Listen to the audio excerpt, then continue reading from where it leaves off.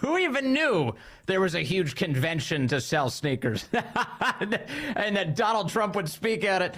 Oh, man, we live in crazy times, don't we? Welcome to the Vince Coglianese Show. Great to be back with you on this President's Day.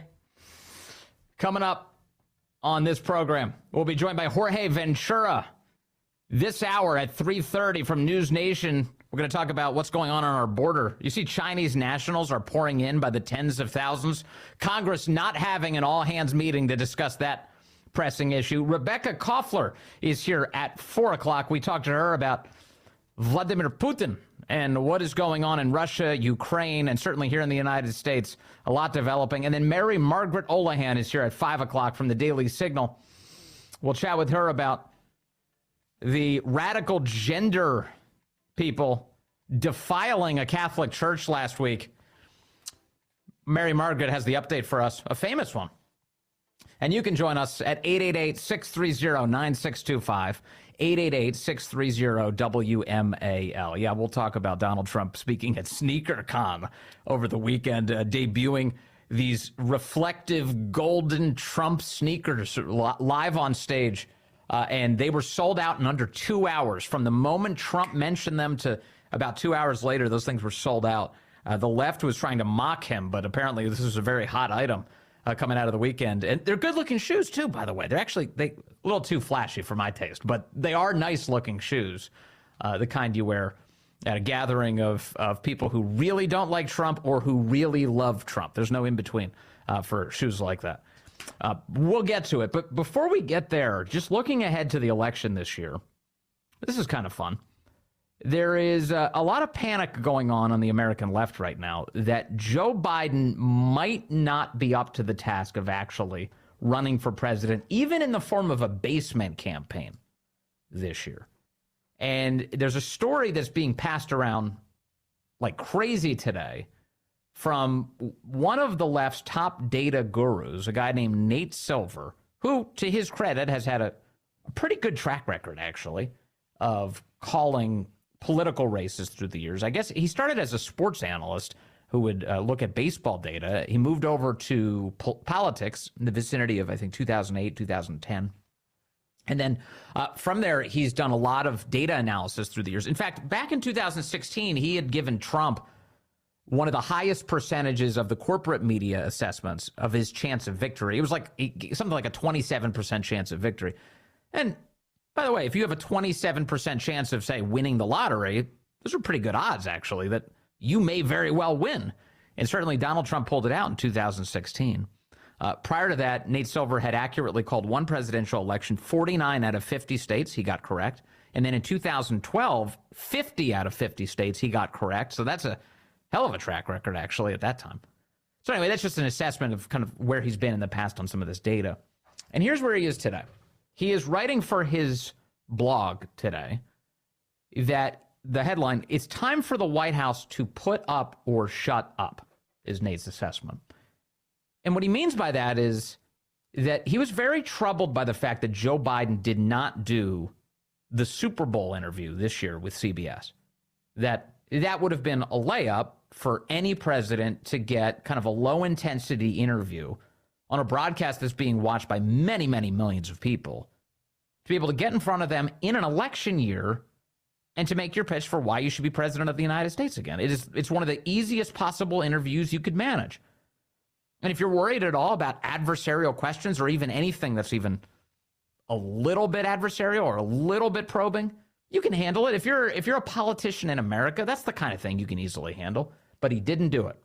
The White House kept him from that interview. Now, you remember Donald Trump volunteered to do it. Trump was like, well, I'll do it. It's great ratings. Why not talk to me? And CBS should have, given that Trump is the number one candidate for president of the United States of either party right now.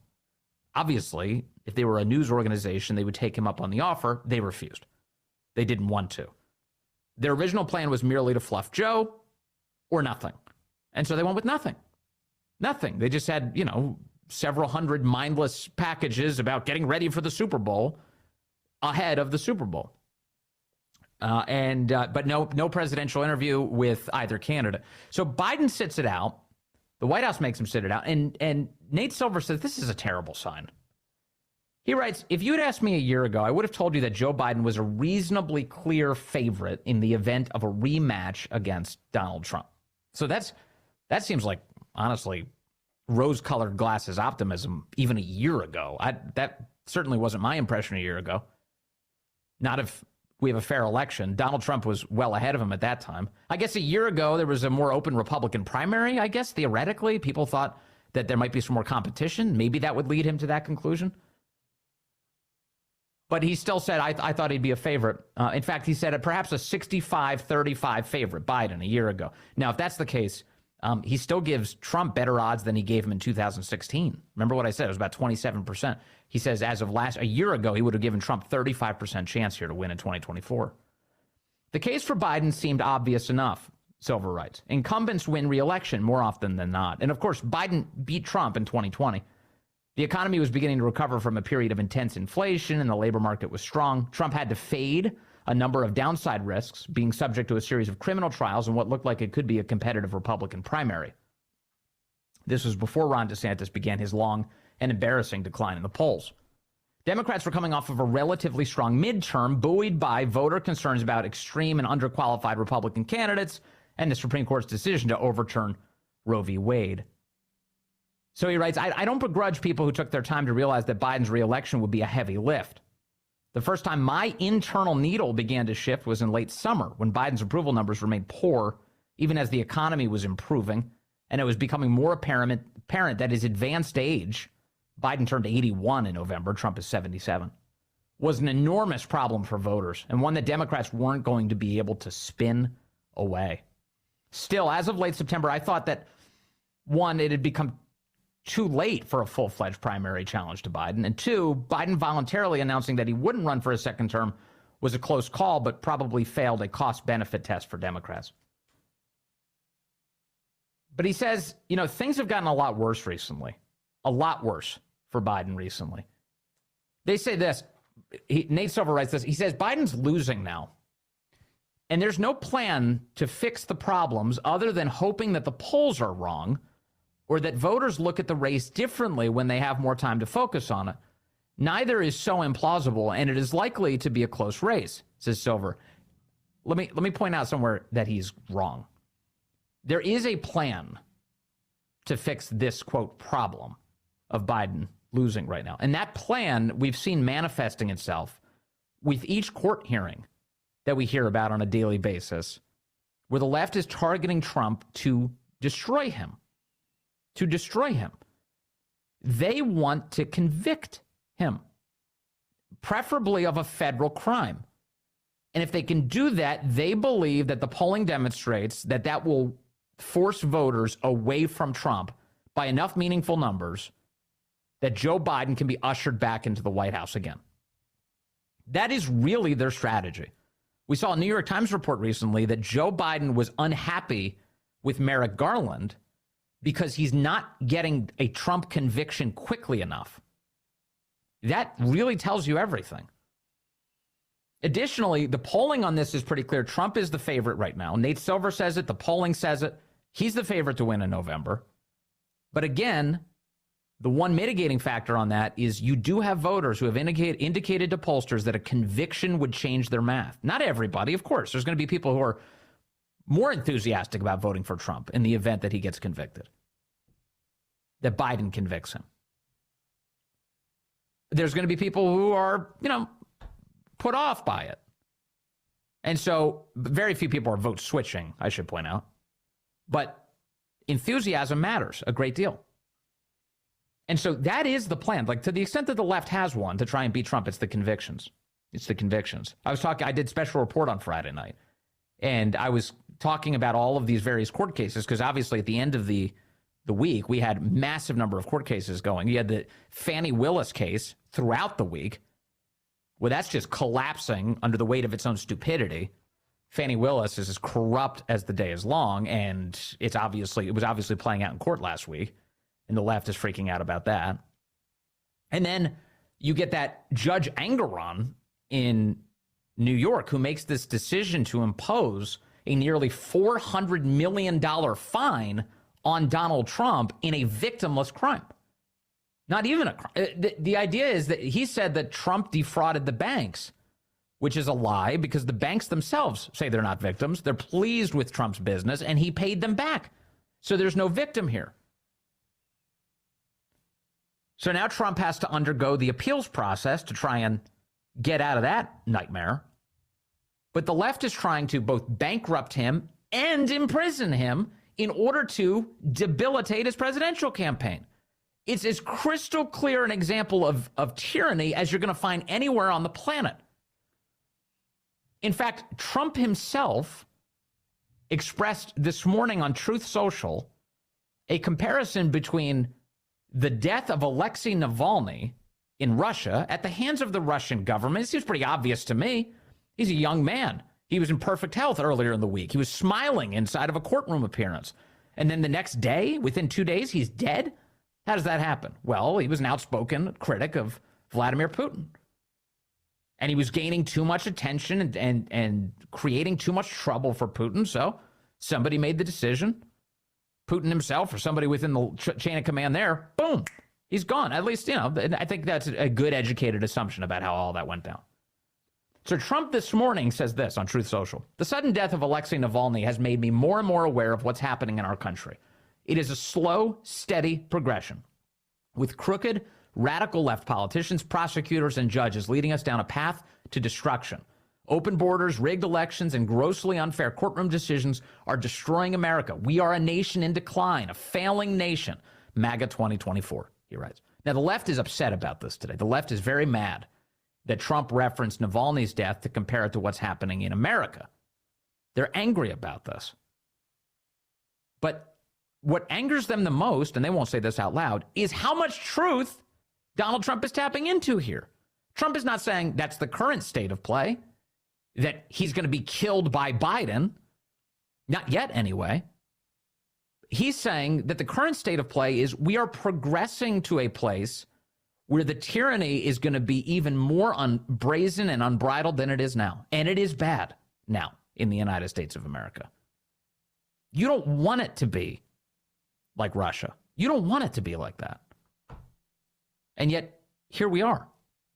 And again, if you can't pick up that this is tyranny, you are asleep. You're completely asleep.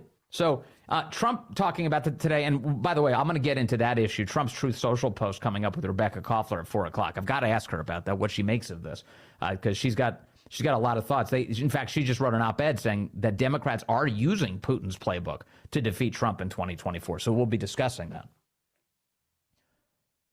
But you've got, meanwhile, on the left, to the extent that you can derive some optimism here about what's going to happen in November, Nate Silver is saying this is bad what Biden's up to, just on the basics of campaigning.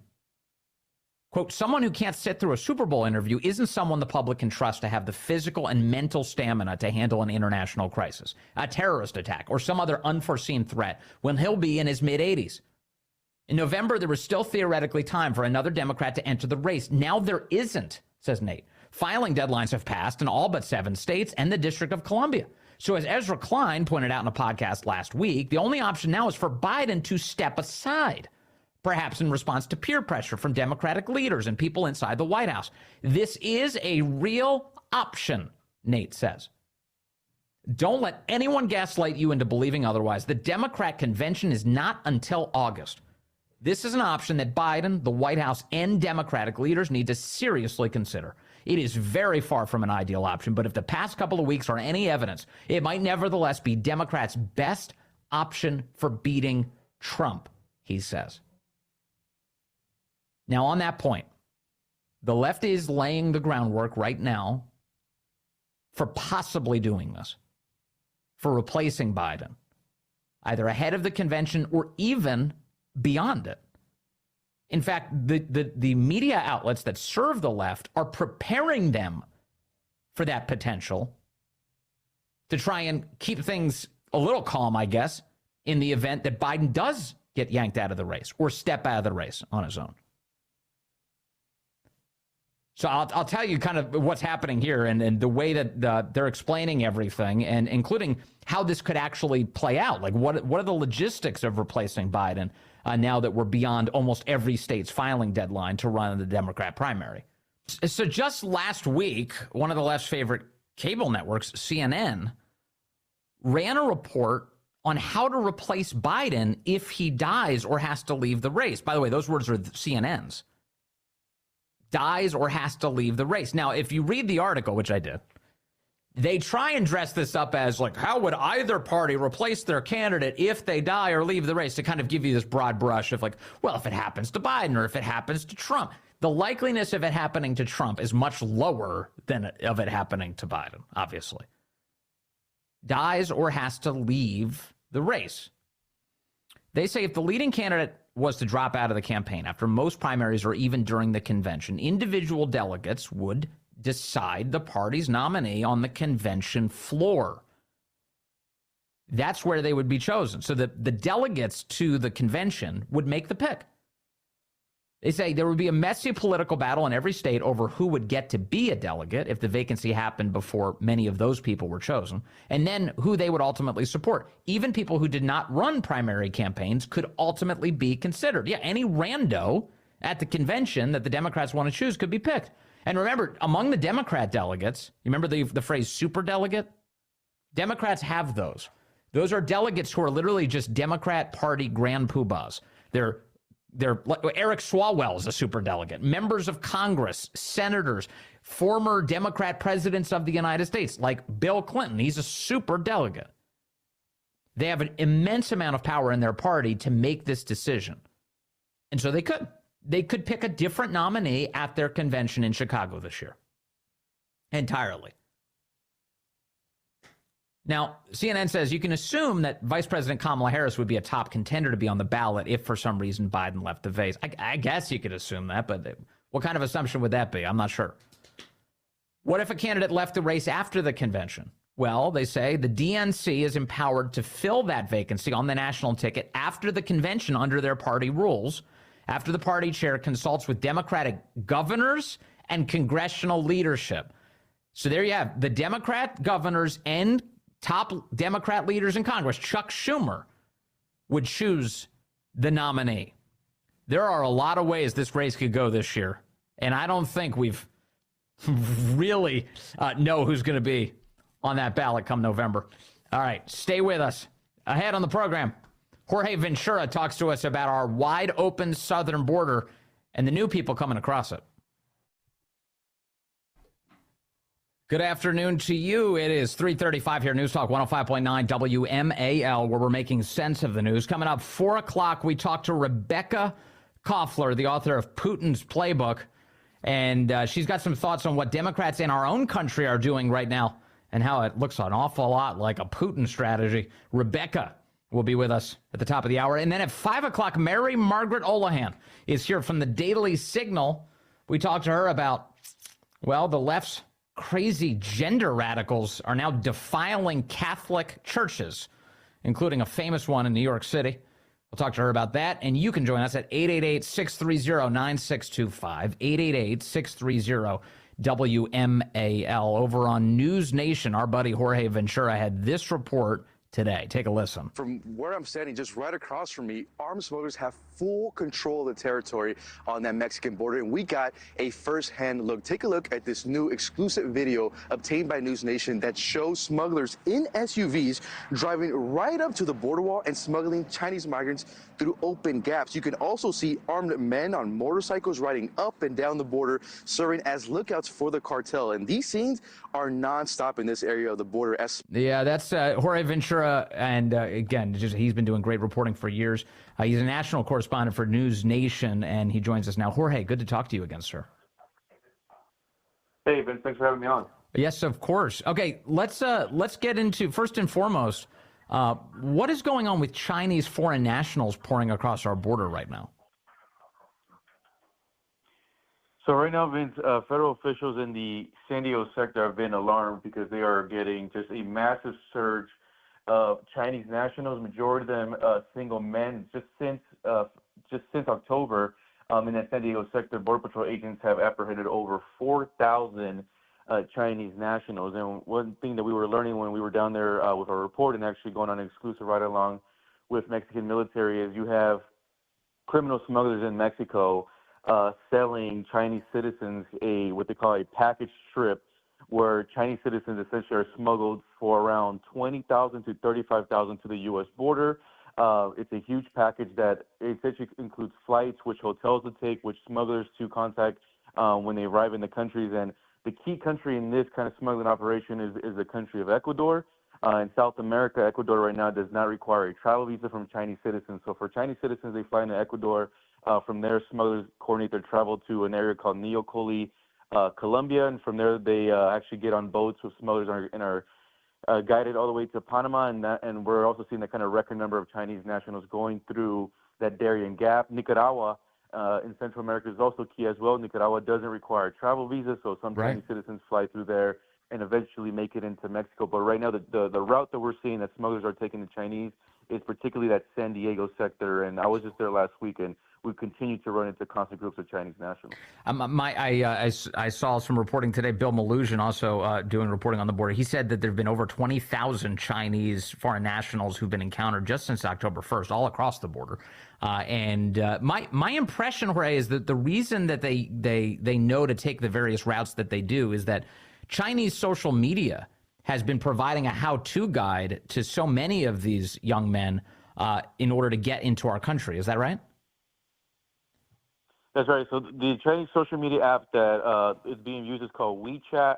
It's kind of like the Instagram, Twitter for Chinese citizens. And from there, they kind of find out all the information, like I said, what hotels to take, which kind of smuggling package to purchase. And when we were down there in that Tijuana, San Diego area, what we were learning is that for many Chinese citizens is once they cross into Mexico, the first border town that they reach would be called Tapachula. And government officials in Mexico are actually granting these Chinese citizens these humanitarian visas. And the reason that's key is because when a Chinese citizen is given that humanitarian visa, even though they're technically illegally in Mexico, that visa gives them free travel in Mexico, and then they'll travel to the border. So what we're finding out is many Chinese citizens are traveling to three different cities right now. It's Mexico City, Guadalajara, and Cancun. And from there, they'll then coordinate their travel, and they'll fly directly into the Tijuana airport. We were there, and we witnessed this. And from there, smugglers will then get them directly into vehicles, take them to the outskirts of Tijuana, then crossing into that area that's known as Jacumba Hot Springs, very remote area on the California border. So make sure I understand you correctly. You have the town of Tapachula, a Mexican town, giving Chinese foreign nationals humanitarian visas as a pretext for them to illegally immigrate the United States? That's correct, Vince, because when we were down there in Mexico, we were embedded on this kind of new operations by Mexican military. And when I was speaking with some of the Mexican immigration officials, what they say is we're actually kind of going against our own government in a way, because they're like, we are trying to stop migrants from crossing illegally into the U.S. He's like, but what's kind of hurting us is that our own government officials in Tapachula grant these humanitarian visas. So even if these Chinese citizens are stopped at an airport or at a hotel, technically they can't be apprehended because that humanitarian visa allows them to freely travel through Mexico. So that's why they're flying directly into Tijuana airports. You won't see any Chinese migrant, in caravans, kind of trekking on foot. Their travel is very coordinated, and this immigration official is really emphasizing, hey, our own, government officials are actually hurting our own operations here on the border. And then on the Chinese side of this, it gets more scandalous because China refuses to take back foreign nationals who illegally immigrate into the United States. Correct? And that's the other issue here that U.S. government is running into is when it comes to deportation, you got the communist China government doesn't want to cooperate. And like I said, the two key countries right now, especially Ecuador, is they allow all these Chinese travel, knowing that these migrants are going to be headed into U.S., especially Nicaragua. Nicaragua allows multiple nationalities to fly into their airports without that travel visa, which is key. And right now, if you're, for Mexican cartels, they can make up to $35,000 just per one Chinese migrant smuggled. So right now they're making hundreds of thousands of dollars. It's a very lucrative business, and they want to protect that smuggling route into Jacumba Hot Springs. What do we know about the intentions of all of these tens of thousands of Chinese foreign nationals who've come in since October? Well, we've been speaking with, U.S. congressional members who are worried that some of these men could be connected to, members of the Communist Party. One thing that I've consistently reported on in the last 2 or 3 years is the kind of surge in, Chinese nationals actually controlling illegal marijuana operations in the U.S. So you have kind of that issue as well, where many of these Chinese migrants, are smuggled into the U.S. and then they start working on these illegal marijuana operation farms. Just recently, 5 Chinese nationals who actually already had court hearings in the U.S. scheduled, they were caught in Indio, California, with over 20 fake driving licenses from Pennsylvania, thousands of gift cards as well. So that's what's going to be worrying officials is these Chinese nationals need deeper background checks than than a migrant from Venezuela. And right now, because federal agents are so overwhelmed with the amount of migrants, these Chinese nationals are being released right into the country with the NTA notice to appear. And one thing we mentioned, and I spoke to you plenty of times, Vince, is a lot of these NTAs, that court case is not till 2030. Give me more of a sense of your meeting with the Mexican military and immigration officials on that side of the border. What do the operations look like there? Yeah, so what we're seeing is kind of a conjunction between Mexican military, Mexican National Guard, and then Mexican immigration. They're all working together to kind of stop these huge smuggling routes. So in that area of Jacuma, there's these kind of open gaps in the border wall, and that's where we're able to kind of exclusively obtain those video footage of these armed smugglers and SUVs. They just drive up these migrants through those walls. So they want to put a stop to those operations. What is pretty different from these operations that I've seen in the past is in the past, you have Mexican military come to the border. They'll kind of, be stationed there for 2 or 3 weeks, and then they're gone, and then we continue to see the surges. From what we got that day and spending some time with the Mexican officials, they say they want this to be a long-term operation, and they actually set up kind of a base camp at one of the open gaps. So they said this is going to be long-term. They're actually going to be setting up a second camp at another open gap. And when I asked, why now? Why is Mexican officials beefing up their border security? And all they could communicate was, hey, this is the direct orders we got directly after Secretary Blinken met with ALMO's officials back in the end of December. Yes. So what they're telling me is these are going to be long-term operations. And also, Vince, earlier this month, I was also in Eagle Pass, Texas, and directly across in Piedras Negras, we also noticed Mexican military on there actively trying to stop illegal migration. But that operation in that Jacuma Hot Springs area looks like it's going to be long-term, and they've already set up kind of command posts there. So. Well, but it's still going to be an uphill battle. Smugglers there have all the advantage. It's a rough terrain. And actually, yes. When we were there, Vince, we were actually being watched by cartel lookouts that were tracking our movements. How about that? Man. Well, but first of all, there's no coincidence, just from where I'm sitting, that this is going to happen right now going into an election year.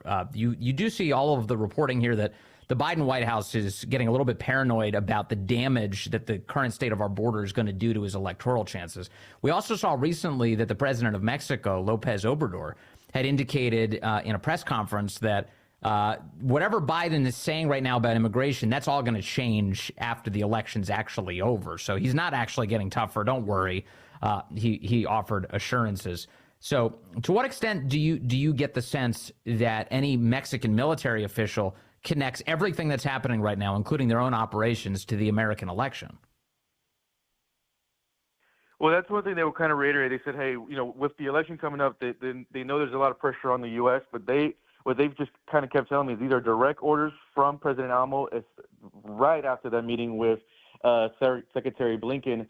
The other kind of aspect as well that we're seeing is because Governor Abbott in Texas has beefed up their border security and started actively arresting migrants and installing that razor wire, all that migrant traffic now is actually going down to 2 sectors. That's going to be the Tucson sector in Arizona and down there at the San Diego sector. At the end of the day, cartels are not going to stop smuggling migrants. They're making hundreds of thousands of dollars. It's just going to be now which direction. And at the end of the day, Mexican officials are still undermanned, especially yes. In Tucson and the California border with that desert terrain. Cartels have all the advantage. And as Bill was even reporting today, still groups of Chinese are still making it in despite these operations. Yes, that's exactly right. Now, real quick, back to that meeting in December when Secretary of State Antony Blinken was dispatched by the Biden administration in the midst of Christmas. Get down to Mexico, meet with Mexican officials. He does that. They apparently had a behind closed door negotiation. And at this hour, do we even yet know what the deal was? Jorge Ventura, are we aware of what the United States is giving in exchange for Mexican action when it comes to our border flows? So that's what we're still trying to wait and get solid information to confirm. But as soon as that meeting concluded, these operations started all the way in kind of southern Mexico, where we continue to see these kind of freight trains of migrants, riding to the U.S. border. That's when Mexican military started running operations there. They stepped up their operations in Piedras Negras, directly across from Eagle Pass, and what we're seeing in Jacumba. But one thing that I got from Mexican officials, and at least from my time there, is this is not going to be kind of a 2 or 3 week operation. Stuff that we've just seen in the past where they kind of just posture for the photo op, and once again, they'll just kind of allow this migrant surge.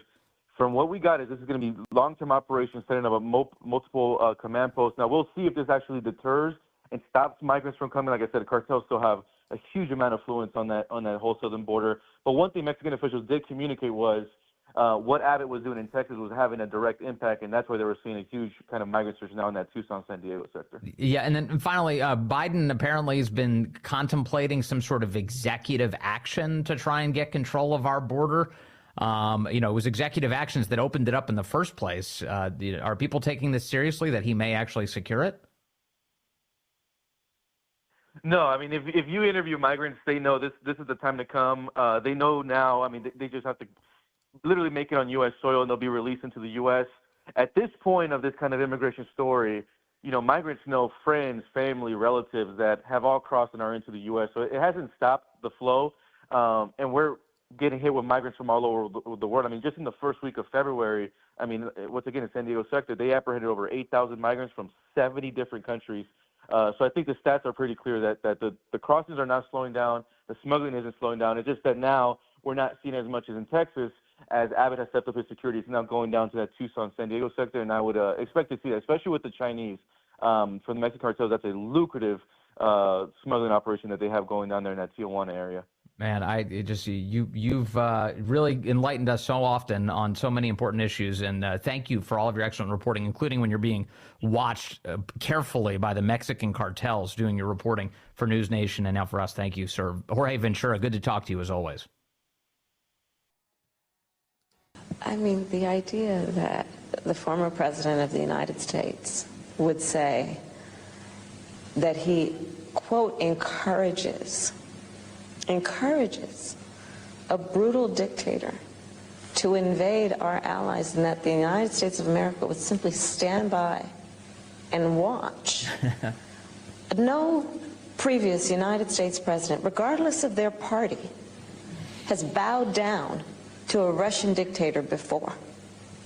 And now we are seeing an example of something I just believe that the American people would never support, which is a United States president, current or former, bowing down with those kinds of words and apparently an intention of conduct to a Russian dictator. It's Kamala Harris being a dummy. On Morning Joe, that's Joe Biden's favorite morning show on MSNBC, and Kamala Harris says that Donald Trump would sell out our allies. Meanwhile, it's the Biden administration's weakness that is making the planet so much more unsafe. And Donald Trump is the only saving grace we have, it turns out. You ready for this? The Telegraph today has a report that NATO countries, this is their headline, NATO countries scramble to meet 2% spending target to avoid Donald Trump's wrath. Remember, I was reminding you last week that among NATO countries, only 11 of the 30 NATO countries are even paying their 2% obligation. And Trump, now 2 weekends ago, stood on a stage and he was reminiscing about how he threatened some other country's leader, one of our allies, and said, hey, you better pay what you owe to NATO, this alliance where we're supposed to all be in this together. If you're not going to even meet the bare minimum, we're not going to protect you. You know what? In fact, I'm going to tell Russia to invade you. That's how angry I am that you're not paying what you owe. Of course, a little machismo coming out of Trump. But the idea is to strengthen NATO. Of course, these lunatics on the left are saying Trump's encouraging Russia to invade Western Europe. No, not in the slightest. But here you have the Telegraph reporting that NATO members are now scrambling to honor their defense spending targets ahead of Donald Trump's possible reelection and at this point, likely reelection. The source telling the Telegraph that the UK is pursuing two lines of activity in response to the potential return of Trump. The first track involves diplomacy around everybody in NATO other than the U.S. to say, hey, guys, we really need to turn up to Washington with our beep together. The aim would be for everybody in the alliance to have a commitment to hit 2% by next year, they said. Last week, NATO said that 18 of its 31 members would begin hitting the target this year. Donald Trump, he's not even president right now, and he's successfully getting NATO countries to meet their spending obligations. What a great story. Of course, the media broadly distorting this into something unrecognizable. Oh, it's Trump. It's trying to weaken the world. No, it's Trump's the only one who's getting anything done, it turns out. Coming up, we'll talk about that and so much more with Rebecca Koffler just minutes away.